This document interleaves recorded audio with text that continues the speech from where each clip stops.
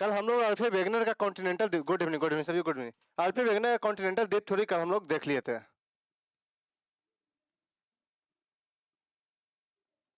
आज हम लोग देखने वाले हैं plate tectonic theory. Plate tectonic theory, plate विवर्तनिकी सिद्धांत। प्लेट विवर्तनिकी सिद्धांत जिसमें हम लोग देखे थे प्लेट किसने दिया, प्लेट शब्द जो है टूजो विल्सन के द्वारा दिया गया था। प्लेट शब्द टूजो विल्सन के द्वारा दिया गया था। और प्लेट टेक्टोनिक थ्योरी ए मॉर्गन के द्वारा दिया गया था।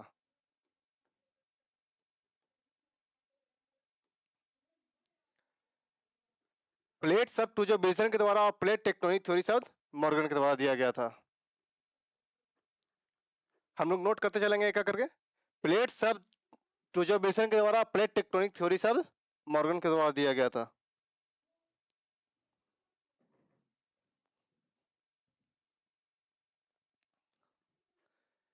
प्लेट टेक्टोनिक थ्योरी, ये प्लेट टेक्टोनिक थ्योरी है। इसमें इस सिद्धांत में देखा गया है कि पृथ्वी के ऊपरी सतह पर जितने भी गतिशील पदार्थ है, जो कॉन्टिनेंट है और ओशियनिक, जो कॉन्टिनेंट है जो सियाल से बना हुआ है, सिलिकॉन प्लस एल्यूमिनियम, और जो सीमा है वो किससे बना हुआ है, सीमा से बना हुआ है, सिलिकॉन प्लस मैग्नीशियम।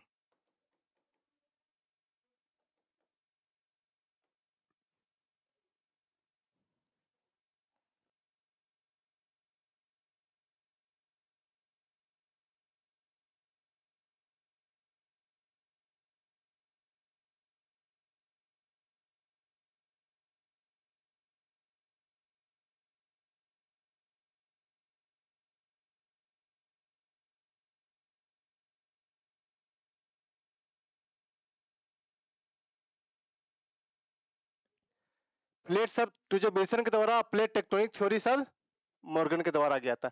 यह सिद्धांत है जो महाद्वीपीय प्रवाह सिद्धांत का विस्तार माना जाता है। यह सिद्धांत महाद्वीपीय प्रवाह सिद्धांत का विस्तार सिद्धांत माना है।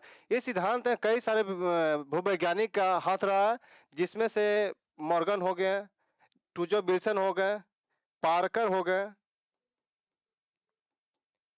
ये सब का महत्वपूर्ण योगदान हुआ। लिखिए हम लोग, यह महाद्वीपीय प्रवाह सिद्धांत का विस्तार माना जाता है। महाद्वीपीय प्रवाह सिद्धांत का विस्तार माना जाता है। प्लेट विवर्तनिकी सिद्धांत महाद्वीपीय प्रवाह सिद्धांत का विस्तार सिद्धांत माना जाता है। महाद्वीपीय प्रवाह सिद्धांत का विस्तार माना जाता है। इस सिद्धांत से अधिकतर भू आकृतियों की व्याख्या हो जाती है। इस सिद्धांत से अधिकतर भू आकृतियों की व्याख्या हो जाती है। इस सिद्धांत से अधिकतर भू आकृतियों की व्याख्या हो जाती है।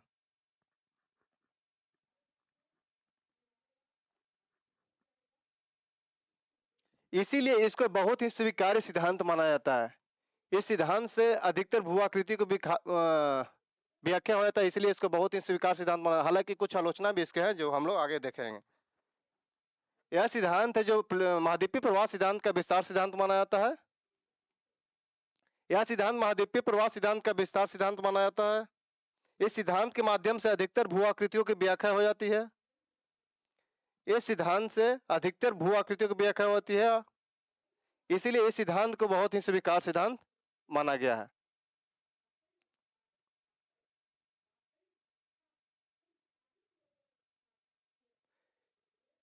इस सिद्धांत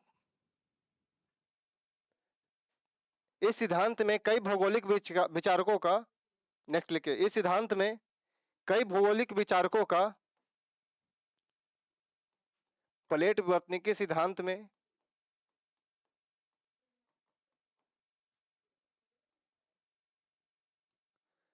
प्लेट विवर्तनिकी सिद्धांत में कई भौगोलिक विचारकों का महत्वपूर्ण योगदान रहा है। प्लेट विवर्तनिकी सिद्धांत में कई भौगोलिक विचारकों का महत्वपूर्ण योगदान रहा है।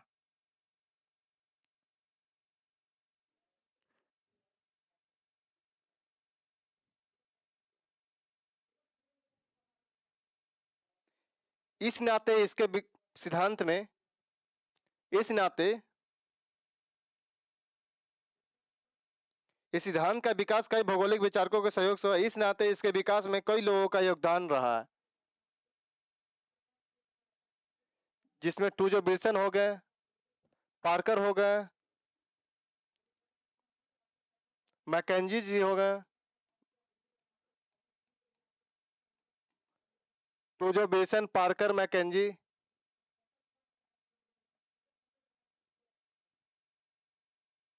लेकिन जो इस सिद्धांत के विकास में अत्यधिक महत्वपूर्ण भूमिका रहा वो हैरी हेस का रहा।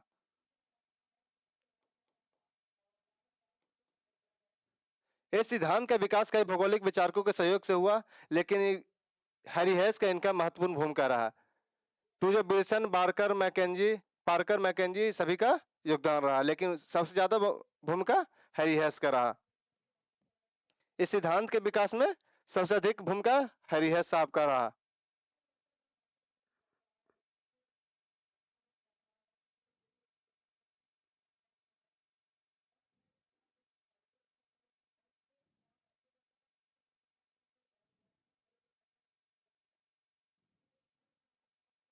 इस सिद्धांत में माना गया कि इस सिद्धांत में माना गया कि इस सिद्धांत में माना गया कि पृथ्वी का ऊपरी परत गतिशील है। पृथ्वी का ऊपरी परत गतिशील है। जो कॉन्टिनेंटल पार्ट है,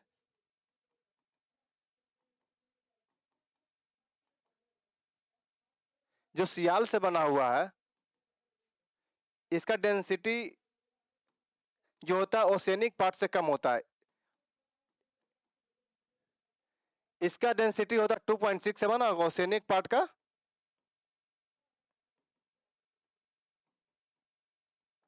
जो सीमा से बना हुआ है ओशियनिक पार्ट, इसका डेंसिटी 2.95 होता है। इस सिद्धांत में माना गया है कि पृथ्वी का ऊपरी परत गतिशील है। इस सिद्धांत में माना गया है कि पृथ्वी का ऊपरी परत गतिशील है। इस सिद्धांत में माना गया है कि पृथ्वी का ऊपरी परत गतिशील है और उसी के गतिशील होने के कारण भू आकृति का विकास हुआ। और उसी के गतिशील होने के कारण भू आकृति का विकास हुआ।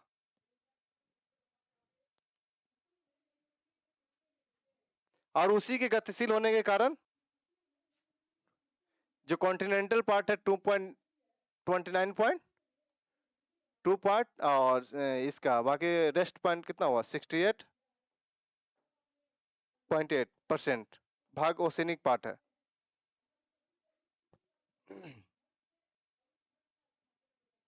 कॉन्टिनेंटल पार्ट 29.2 और ओशियनिक पार्ट 68.8%।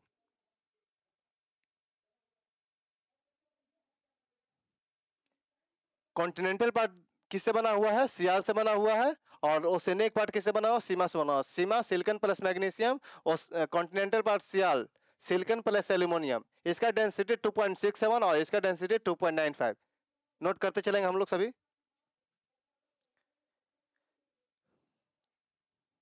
ओशियनिक प्लेट का घनत्व अधिक होता है और इसका डेंसिटी कम होता है कॉन्टिनेंटल पार्ट का। कॉन्टिनेंटल पार्ट का डेंसिटी 2.67 और ओशियनिक पार्ट का डेंसिटी 2.95।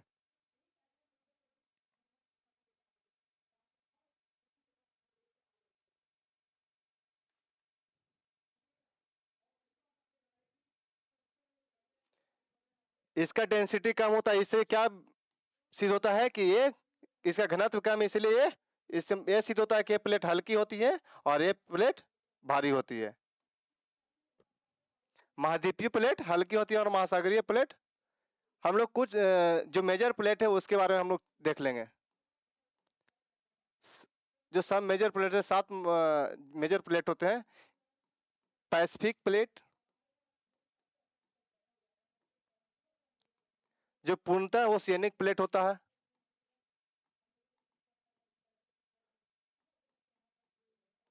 पूर्णतः महासागरीय प्लेट होता है।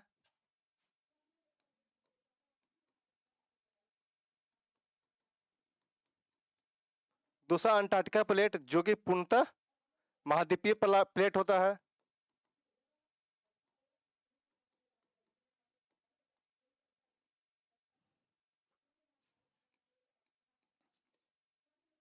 यूरेशियाई plate Europe plus Asia plate, अफ्रीकी प्लेट,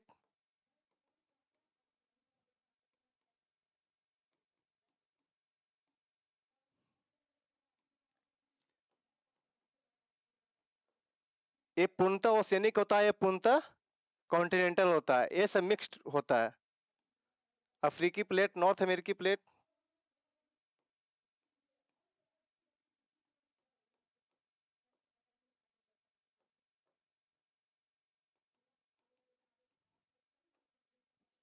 सब लिखते चलेंगे। एक होता है इंडो ऑस्ट्रेलियन प्लेट,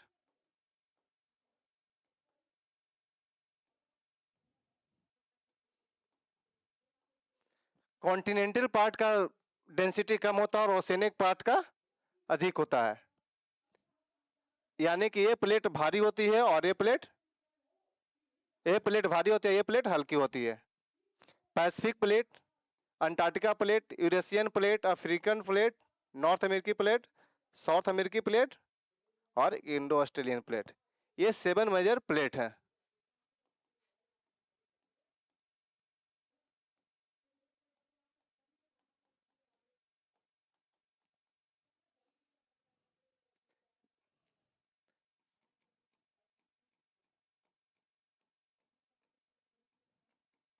महाद्वीपीय प्लेट हल्की होती है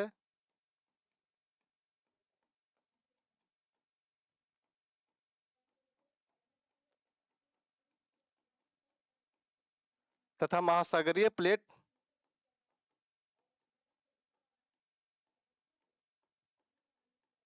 जल्दी नोट कीजिए, महाद्वीपीय प्लेट हल्की होती है तथा महासागरीय प्लेट भारी होती है।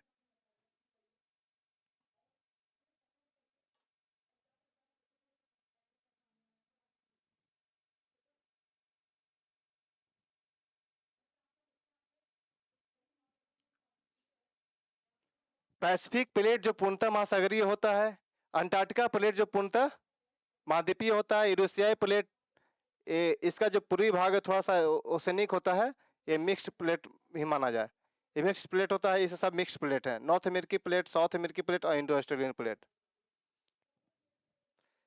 महाद्वीपीय प्लेट हल्की होती है तथा महासागरीय प्लेट भारी होती है।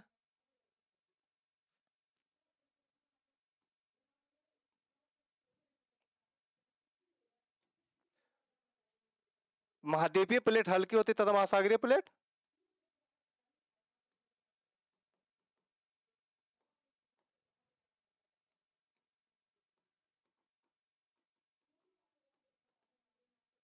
ये हाईली डेंसर होता है। जब कॉन्टिनेंटल प्लेट और ओशिनिक प्लेट जब एक भारी प्लेट जब एक थोड़ी सी हल्की प्लेट से जब टकराती है तो जो भारी प्लेट होती है वो नीचे धंस जाती है।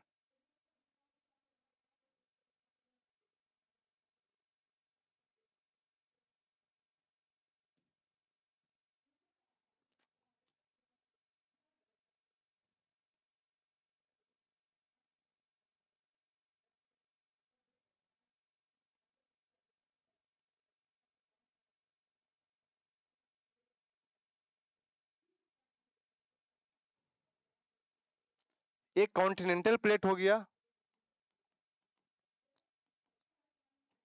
जब कॉन्टिनेंटल प्लेट और ओशिनिक प्लेट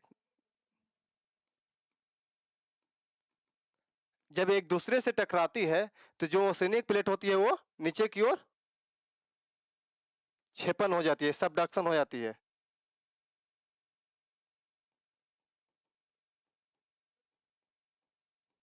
और जो ये जोन का निर्माण होता है इस जोन को ही बेनी ऑफ जोन बोला जाता है।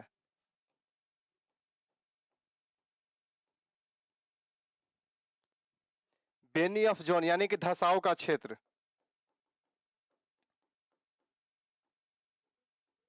या धसाव क्षेत्र। लिखिए, सजा के लिखिए, महाद्वीपीय प्लेट हल्की होती है तथा महासागरीय प्लेट भारी होती है। जब महाद्वीपीय प्लेट महासागरीय प्लेट से टकराती है तो महासागरीय प्लेट नीचे धंस जाती है, नीचे की ओर क्षेपित हो जाती है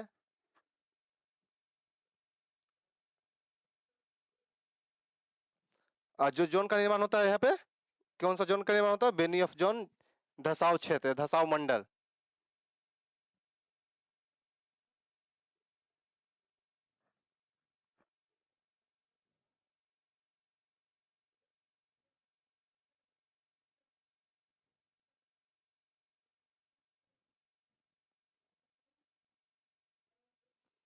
जब कॉन्टिनेंटल प्लेट जब ओशिनिक प्लेट से टकराती है तो जो हम ही कहें कि जो कॉन्टिनेंटल प्लेट जो होता है इसका घनत्व कम होता है और ओशिनिक प्लेट का डेंसिटी अधिक होता है। तो जो प्लेट भारी होती है वो प्लेट नीचे की ओर धंस जाती है, सबडक्शन हो जाता है भारी प्लेट का। और जो प्लेट भारी होती है तो वो नीचे की ओर आती है। तो और जो इस क्षेत्र का निर्माण होता है इस क्षेत्र को कहते हैं धसाव क्षेत्र, बेनी ऑफ जोन। और जब ये प्लेट नीचे की ओर आती है एक क्षेत्र में आने के बाद ये यहाँ पे इस प्लेट का मेल्टिंग शुरू हो जाता है। अब मेल्टिंग शुरू होने के साथ ही ये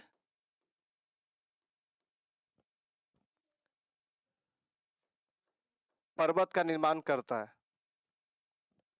लिखिए, इसे सजा के लिखिए। फिगर ड्रा हो गया।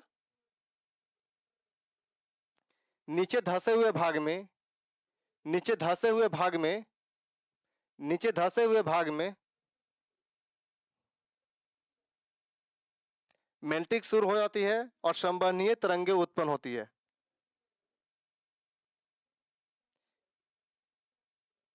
और संवहनीय तरंगे उत्पन्न होती है।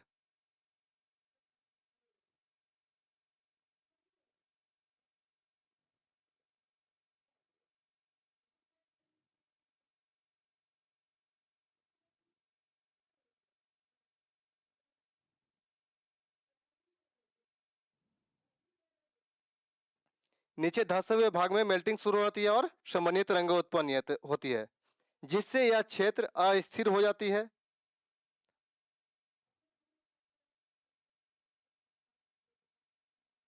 जिससे यह क्षेत्र अस्थिर हो जाता है और मेल्टिंग वाला जो यहाँ पे पदार्थ है यह ऊपर आ जाता है। जिससे यह क्षेत्र अस्थिर होता है और मेल्टिंग वाला पदार्थ ऊपर आ जाता है। इसी से फोल्डेड माउंटेन का निर्माण होता है। जैसे रॉकी और एंडीज पर्वत को देखा जाए, जितने फोल्डेड माउंटेन है और फोल्डेड माउंटेन का निर्माण होता है।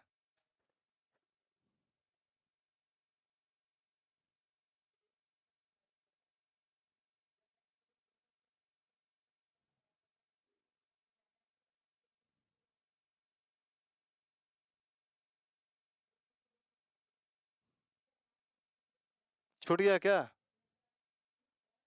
लिखिए, छूट गया जिनका तो फिर से लिख लीजिए। जब दो प्लेटें टकराती है, जब एक महाद्वीपीय प्लेट और एक महासागरीय प्लेट जब दो टकराती है तो जो महासागरीय प्लेट नीचे की ओर धंस जाती है, सबडक्शन हो जाता है, क्षेपण हो जाता है। जब क्षेपण होने के बाद एक ऐसा जोन होता है जो जिबेनी ऑफ जोन तक धसाव क्षेत्र में पहुंच जाता है, तो वहां पे मेल्टिंग हो जाता है उस प्लेट का। उसके बाद वो ऊपर की ओर आ जाता है।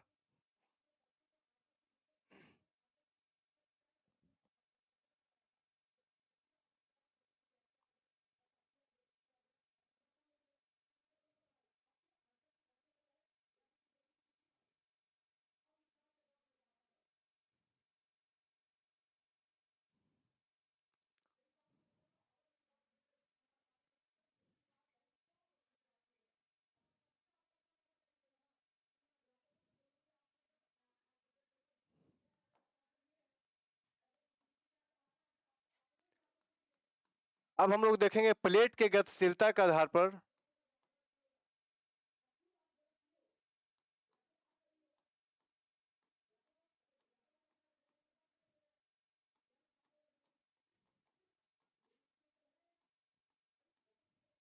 प्लेट के गतिशीलता के आधार पर इसे 3 भागों में बांटा गया है।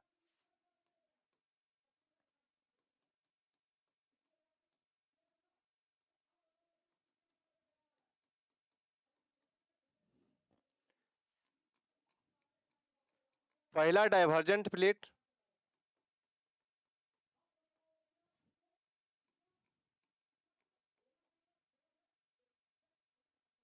कन्वर्जेंट प्लेट,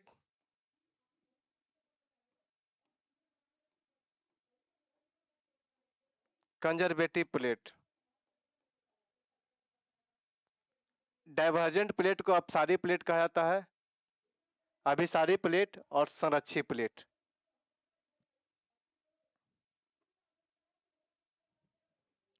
इसको डिस्ट्रक्टिव भी बोला जाता है, इसको डिस्ट्रक्टिव, इसको कंजर्वेटिव प्लेट। कंस्ट्रक्टिव प्लेट भी से बोला जाता है, क्योंकि जब एक दूसरे से दूर होती है,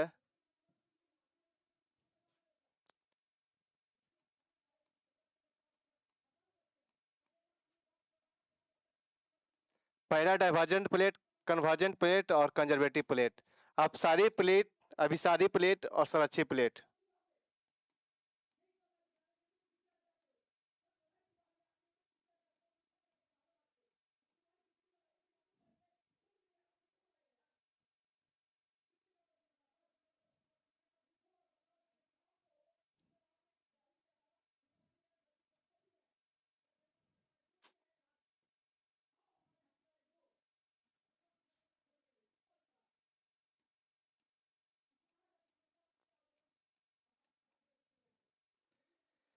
डाइवर्जेंट प्लेट, कन्वर्जेंट प्लेट और कंजर्वेटिव प्लेट। डाइवर्जेंट प्लेट को अपसारी प्लेट कहा जाता है, जिसे कंस्ट्रक्टिव प्लेट भी बोला जाता है, और इसको कंजर्वेटिव प्लेट को डिस्ट्रक्टिव प्लेट, इसे डिस्ट्रक्टिव बोला जाता है, अभिसारी हिंदी में। इसे अपसारी, इसे संरक्षी।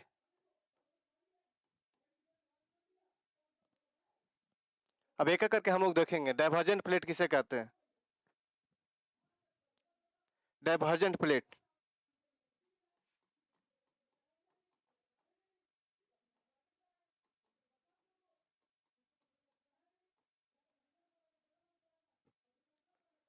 डाइवर्जेंट प्लेट जब दो प्लेटें एक दूसरे से टकराती है तो, जब दो प्लेटें एक दूसरे से टकराती है तो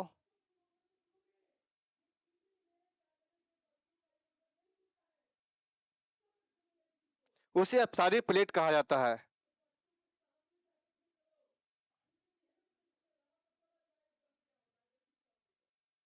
डाइवर्जेंट अपसारी ना, टकराती दूर तो जाएगी ना, सॉरी। जब दो प्लेटें एक दूसरे से दूर जा रही हो तो कंजर्वेटिव में दूसरे से एक दूसरे को आती है। जब दो प्लेटें एक दूसरे से दूर जा रही होती है तो, जब दो प्लेटें एक दूसरे से दूर जा रही होती है तो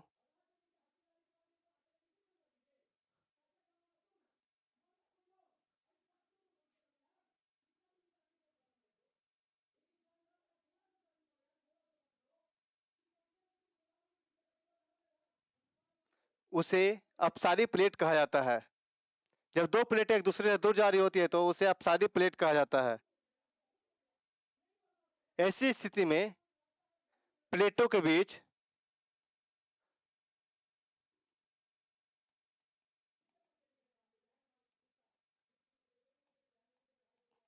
दरार बन जाती है। ऐसी स्थिति में प्लेटों के बीच दरार बन जाती है।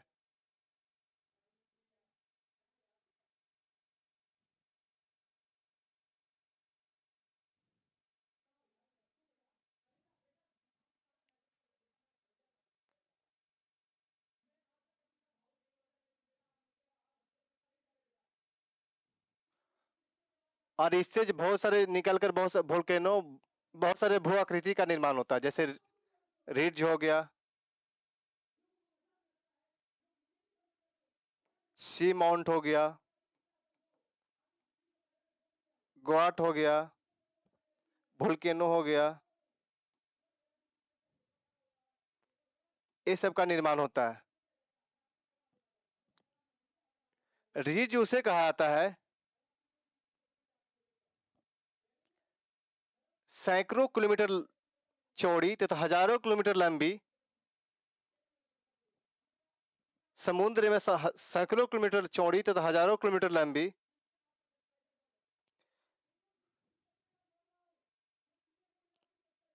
समुद्र में पाई जाने वाली सैकड़ों मीटर चौड़ी और हजारों किलोमीटर लंबी पठारों जैसे भू आकृति को रिज कहा जाता है।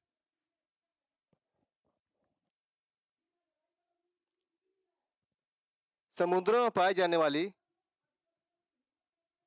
सैकड़ों किलोमीटर चौड़ी और हजारों किलोमीटर लंबी पठारों जैसी भू आकृति को कटक कहा जाता है, रिज कहा जाता है।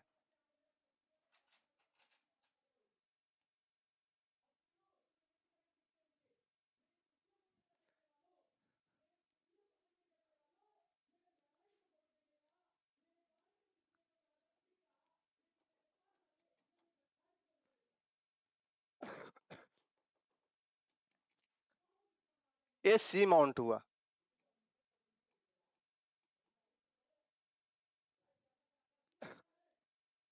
ग्वाट होता है, इसकी सपाट स्ट्रक्चर होता है।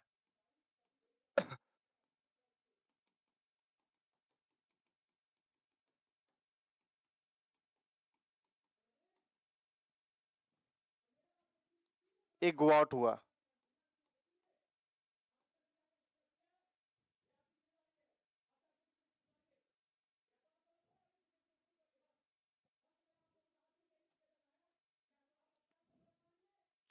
सपाट शीर्ष स्तर वाले पर्वत ग्वाट कहलाते हैं। सीमाउंट इसका जो होगा, इसका सपाट नहीं होगा।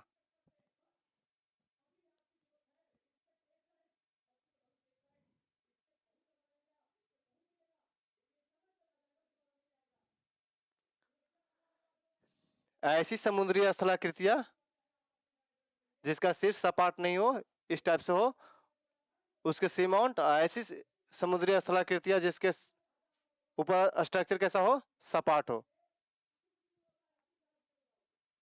उसे ग्वाट कहते हैं।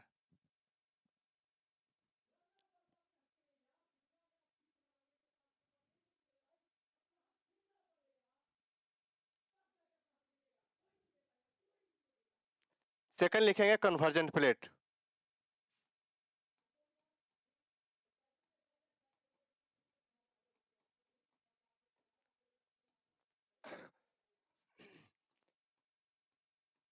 अभी सारी प्लेट, इसमें क्या होता है, दो प्लेट एक दूसरे की ओर आती है। जब दो प्लेटें जब दो प्लेटें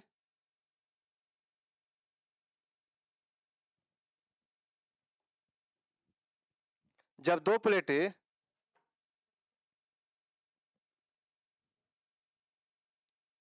एक दूसरे के निकट आते हैं तो उन्हें कन्वर्जेंट प्लेट कहा जाता है।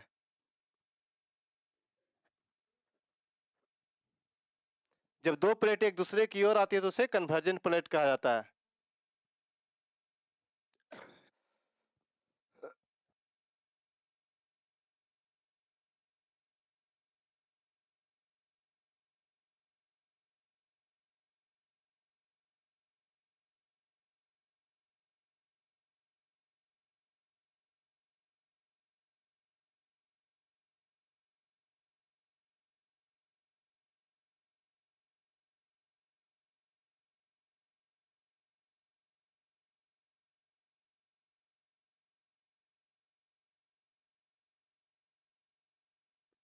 इसमें क्या होता है, दोनों प्लेट एक दूसरे की ओर आती है। ये तीन प्रकार के होते हैं, कन्वर्जेंट प्लेट तीन प्रकार के होते हैं।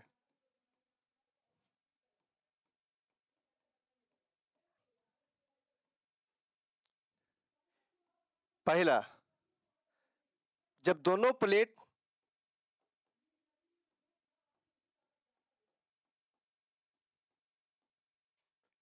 महासागरीय हो,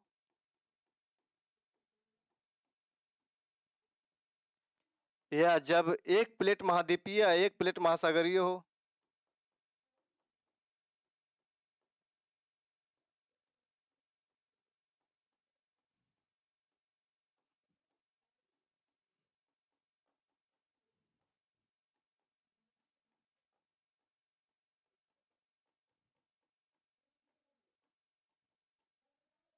और तीसरा, जब दोनों प्लेट महाद्वीपीय हो।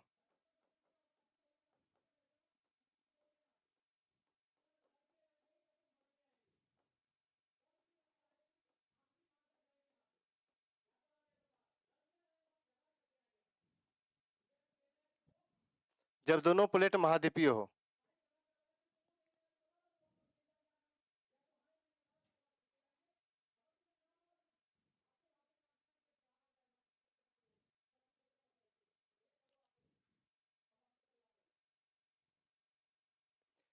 जब दोनों प्लेट महासागरीय हो।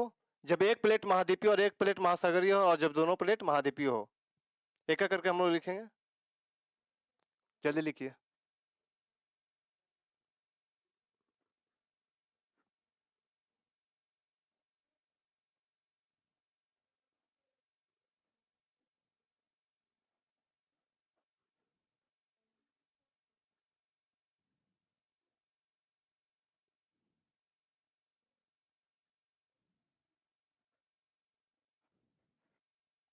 एक एक करके देखेंगे। जब दोनों प्लेट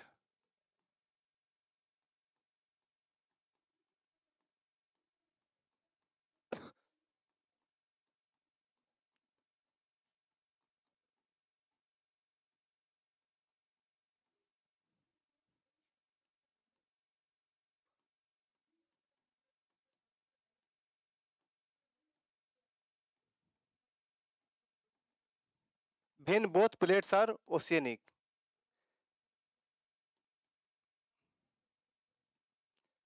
मान लिया दो प्लेट ले लिए, दोनों प्लेट ओशियनिक हो।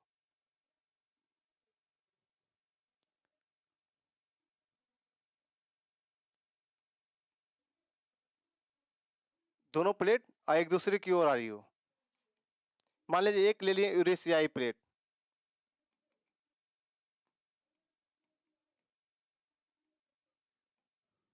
एक पैसिफिक प्लेट।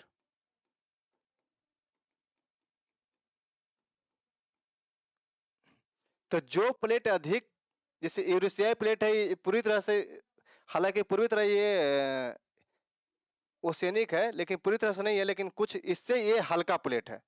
तो जो प्लेट अधिक भारी होगी, वो प्लेट नीचे की ओर आ जाएगी।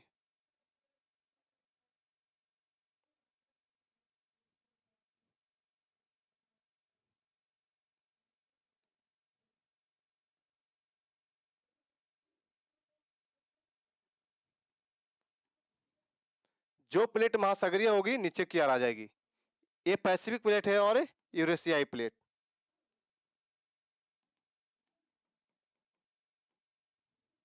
तो जो प्लेट भारी होगी वो प्लेट नीचे की ओर धंस जाएगी, सबडक्शन हो जाएगी और धसाव क्षेत्र में पहुंच जाएगी, और इससे क्या होगा, मेल्टिंग होकर ऊपर आएगा।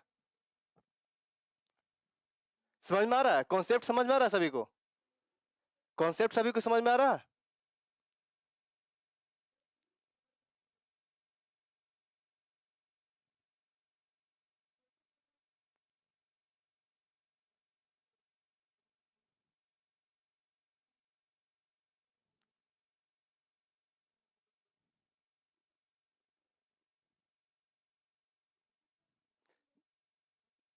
दोनों प्लेट एक मिश्रित प्लेट है, जो कि इससे इससे कुछ हल्का है।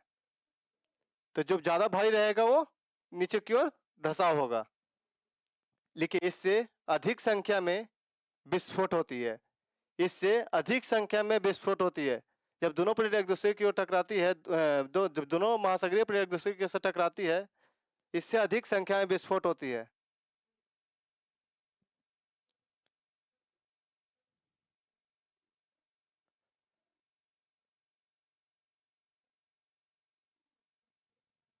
और ज्वालामुखी उत्पन्न होती है। विस्फोट होगा और बहुत अधिक संख्या में ज्वालामुखी उत्पन्न होगा।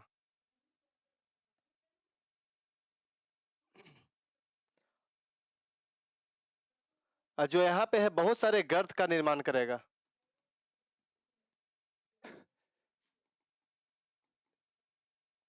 जैसे बहुत सारे एल्यूसियन ट्रेंच हो गया, क्यूराइल ट्रेंच हो गया, जितने भी ट्रेंच है पैसिफिक ओशियन वाले क्षेत्र में ही मिलता है। एल्यूसियन ट्रेंच हो गया, पैसिफिक ट्रेंच हो गया, पैसिफिक बोल रहे हैं, क्यूराइल ट्रेंच हो गया, एल्यूसियन ट्रेंच हो गया, मियांड्रिंग ट्रेंच हो गया, मिंडनाउ ट्रेंच हो गया।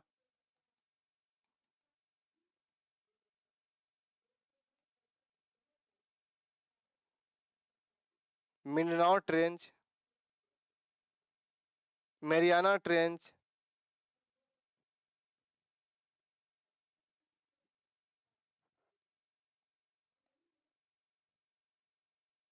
मेरियाना ट्रेंच, टोकरा ट्रेंच,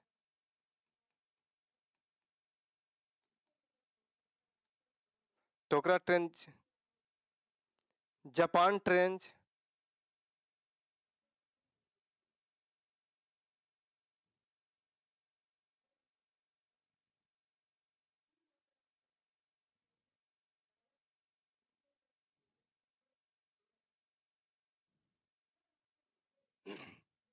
ये प्लेट क्या है, इसी प्लेट के अपेक्षा हल्की है, ये प्लेट भारी है। लिख लीजिए, यह मिश्रित प्लेट है।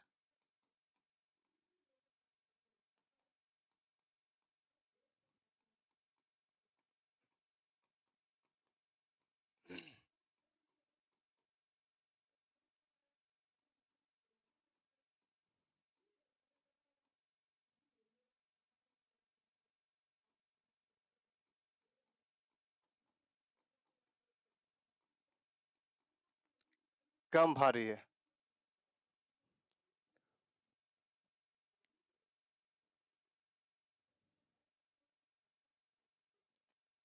ये प्रशांत प्लेट के अपेक्षा कम भारी है। यहीं पे जितने में अधिकतर भूकंप हो गया, सुनामी हो गया, ज्वालामुखी हो गया, अधिकतर मात्रा में सब यहीं पे इसी वाले क्षेत्र में देखा जाता है। भूकंप हो गया, सुनामी हो गया, ज्वालामुखी हो गया।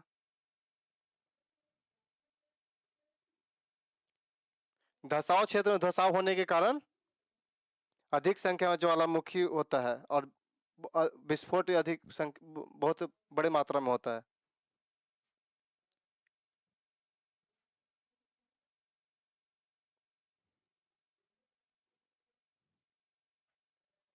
धसाव क्षेत्र में धसाव होने के कारण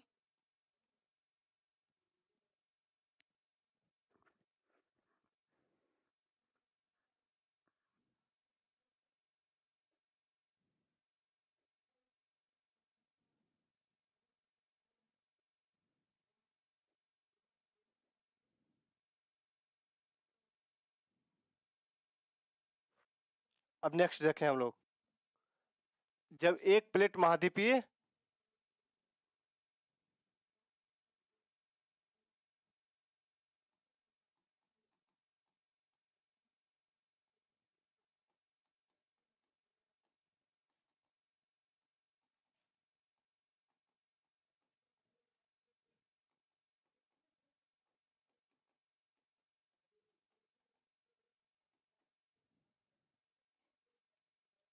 जब एक प्लेट ओशनिक हो और एक प्लेट कॉन्टिनेंटल हो,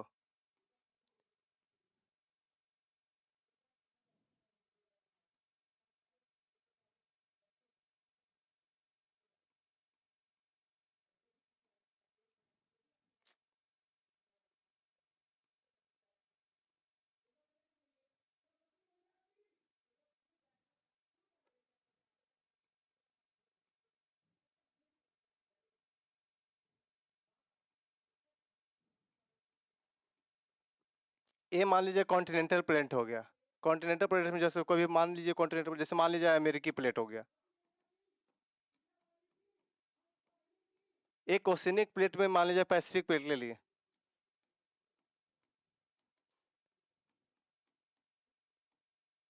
तो जो प्लेट भारी होगी वो नीचे की ओर धंसेगी।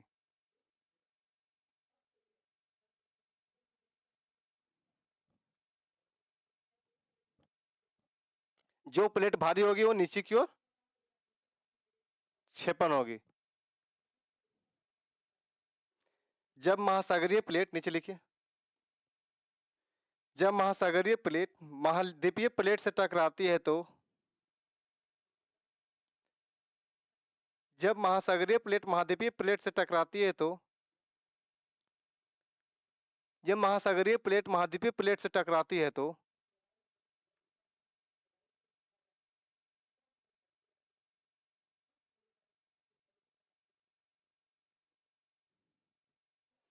जब महाद्वीपीय प्लेट महासागरीय प्लेट से टकराती है तो जब महासागरीय प्लेट महाद्वीपीय प्लेट से टकराती है तो महासागरीय प्लेट नीचे धंस जाती है, तो महासागरीय प्लेट नीचे धंस जाती है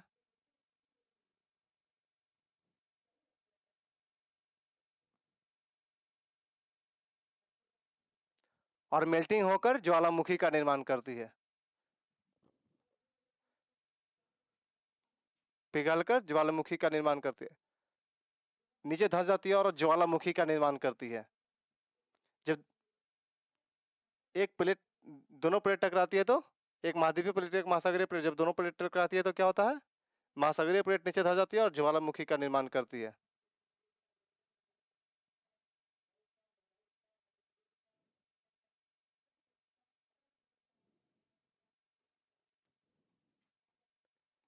यहीं पे जो हॉट मेल्टेड रॉक्स होता है,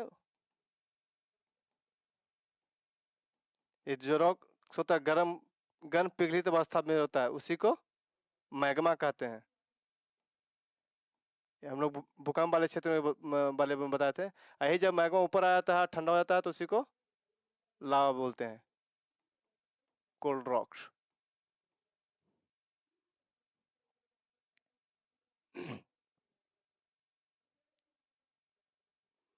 इसी आधार पर जब महासागरीय प्लेट महाद्वीपीय प्लेट से टकराती है तो महासागरीय प्लेट नीचे धंस जाती है और नीचे पिघलकर ऊपर लावा के रूप में ज्वालामुखी बलित पर्वत का निर्माण करती है।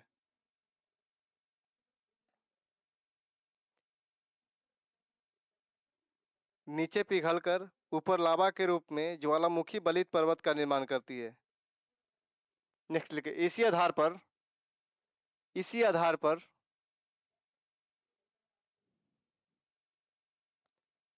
आधार पर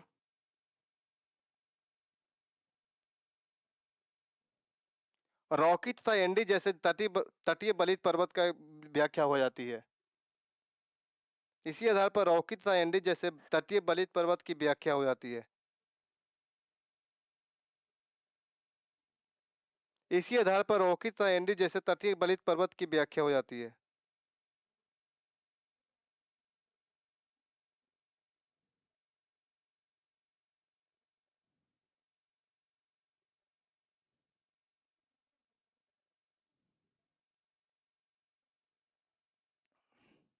अब थर्ड हम लोग देखेंगे,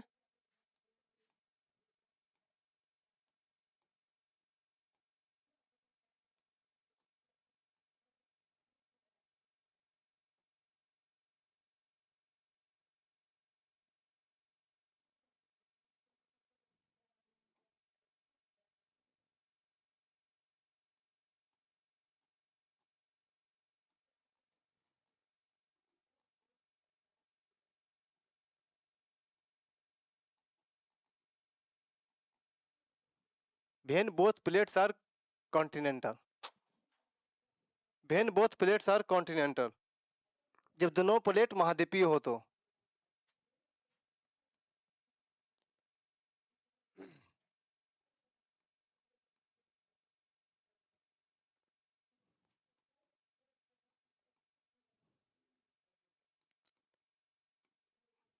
मान लीजिए कोई इंडो ऑस्ट्रेलियन प्लेट एक मान लेते हैं, इंडो ऑस्ट्रेलियन प्लेट एक एशियाई प्लेट है।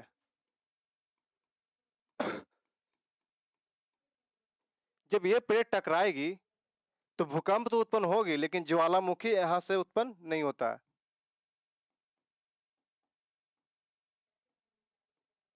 भूकंप तो उत्पन्न होगी लेकिन ज्वालामुखी उत्पन्न नहीं होगा।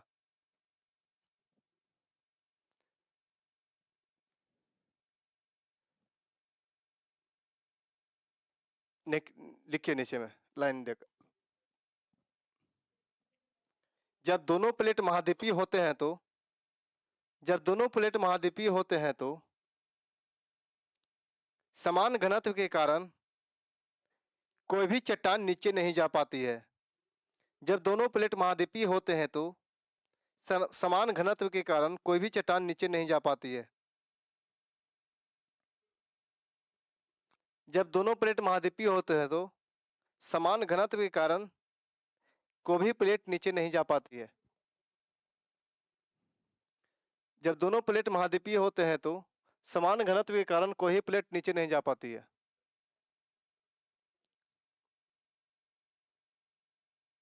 और दोनों प्लेट आपस में टकराती है। और दोनों प्लेट आपस में टकराती है।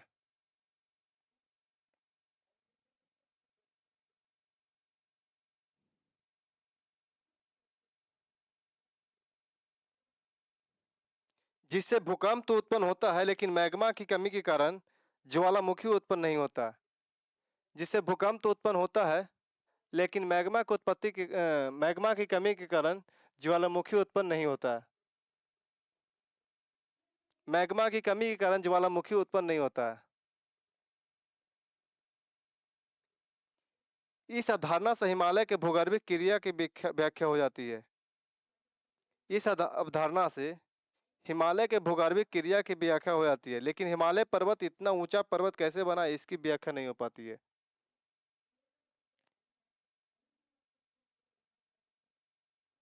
इस अवधारणा से हिमालय के भूगर्भिक क्रिया की व्याख्या हो जाती है।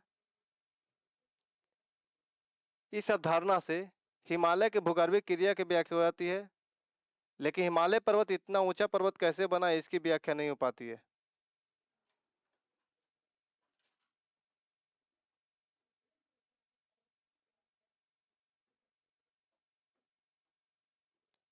हिमालय पर्वत की व्याख्या हिमालय के भूगर्भिक क्रिया की व्याख्या हो जाती है, लेकिन हिमालय पर्वत इतना ऊंचा पर्वत कैसे बना, इसकी व्याख्या नहीं हो पाती है।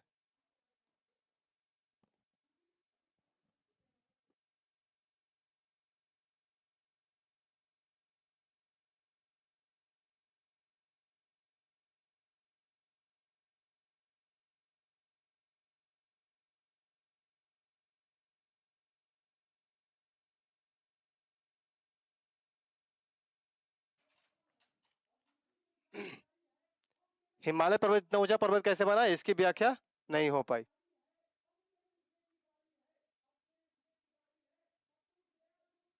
अब थर्ड हम लोग लिखेंगे कंजर्वेटिव और ट्रांसफॉर्म प्लेट। ये सर अच्छी प्लेट कहा जाता है, conservative plate. Conservative plate.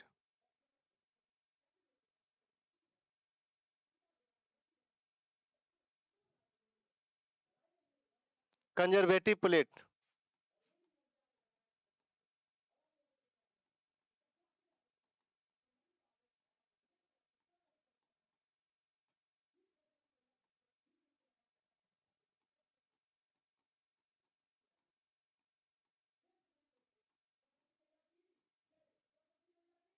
Sir अच्छी प्लेट। जब दो प्लेट न तो एक दूसरे से दूर जाती है, न एक दूसरे से टकराती है। न दूर जाती है, न टकराती है, बल्कि अगल बगल खिसकती रहती है। जब दो प्लेट न तो एक दूसरे से दूर जाती है, न टकराती है, बल्कि अलग बगल खिसकती रहती है,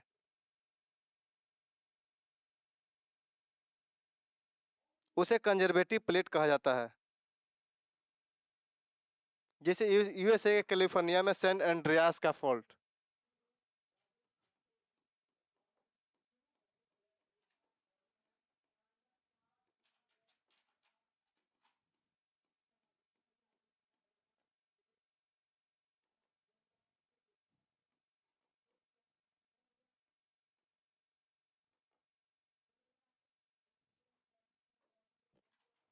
जैसे यूएसए कैलिफोर्निया में सैन एंड्रियास का फॉल्ट।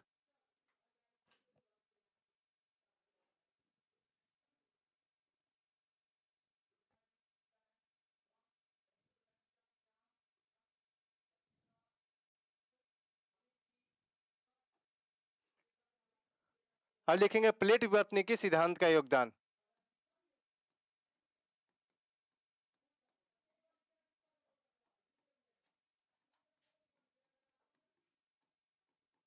प्लेट विवर्तनिकी सिद्धांत का योगदान। Contribution of plate tectonic theory.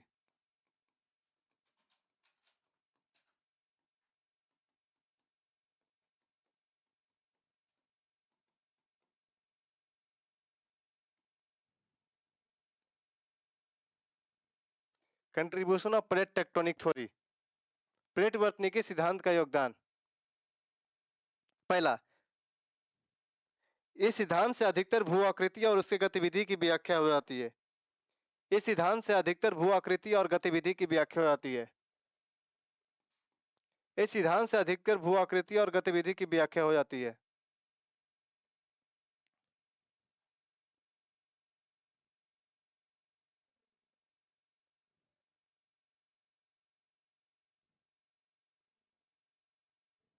इस सिद्धांत से अधिकतर भू आकृति और उसकी गतिविधि की व्याख्या हो जाती है।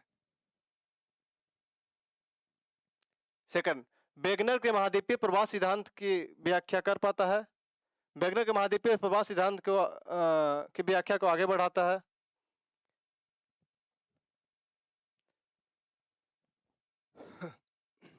वेगनर के महाद्वीपीय प्रवास सिद्धांत की व्याख्या को आगे बढ़ाता है। यह सिद्धांत भूकंप एवं ज्वालामुखी की व्याख्या करने में सक्षम है।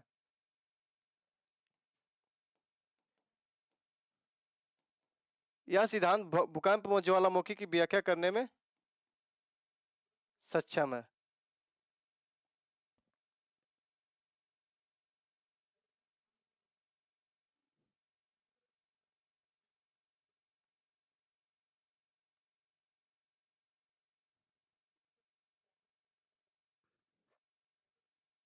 नेक्स्ट लिखिए, प्रशांत महासागर के भूगर्भीय गतिविधियों की सही व्याख्या करता है। प्रशांत महासागर के भूगर्भीय गतिविधियों की सही व्याख्या करता है।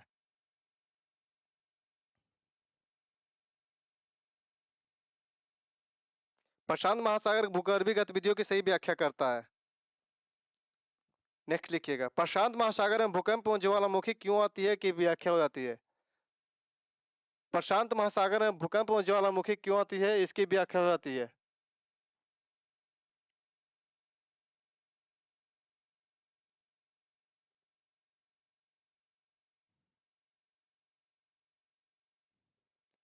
प्रशांत महासागर में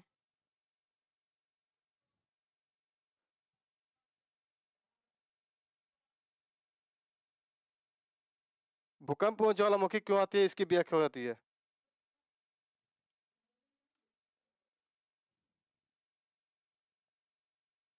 सही प्रकार के पर्वतों की व्याख्या होती है।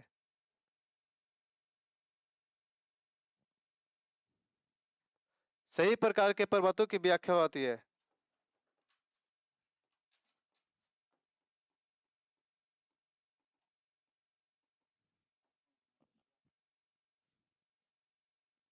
दो minute. Folded mountain, block mountain, volcanic mountain.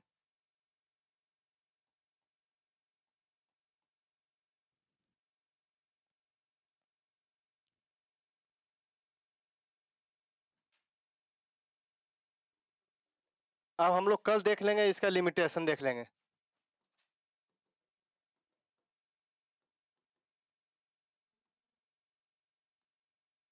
चाहे लिख ही लीजिए, लिमिटेशन लिख लीजिए, सीमाएं। यह सभी भू आकृति एवं भू आकृतिक गतिविधियों की व्याख्या नहीं कर पाता है। यह सभी भू आकृति एवं भू आकृतिक गतिविधियों की व्याख्या नहीं कर पाता है।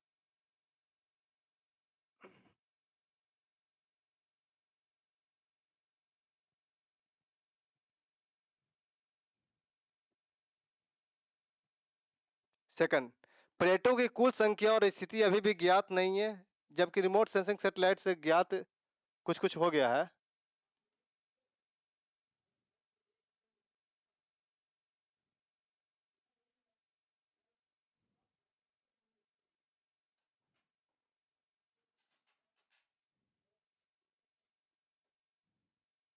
नेक्स्ट लिखिए, हिमालय पर्वत की उत्पत्ति की सही व्याख्या नहीं कर पाता है।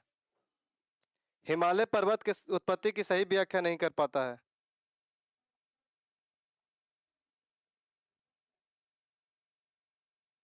यह सिद्धांत उराल पर नेक्स्ट यह सिद्धांत उराल पर्वत, सियरा डेल मारा,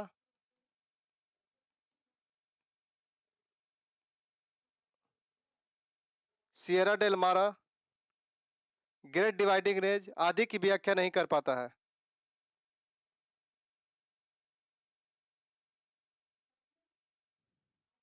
मध्य महाद्वीपीय कटक की फैलाव और गर्द की कम होने की व्याख्या नहीं कर पाता है। मध्य महाद्वीपीय कटक और फैलाव और गर्त की कम होने की व्याख्या नहीं कर पाता है।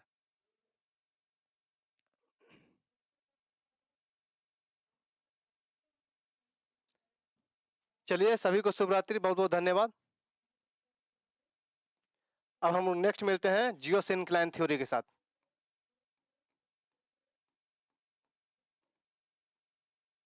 जियो सिंक्लाइन थ्योरी, भू सनती सिद्धांत। शुभ रात्रि।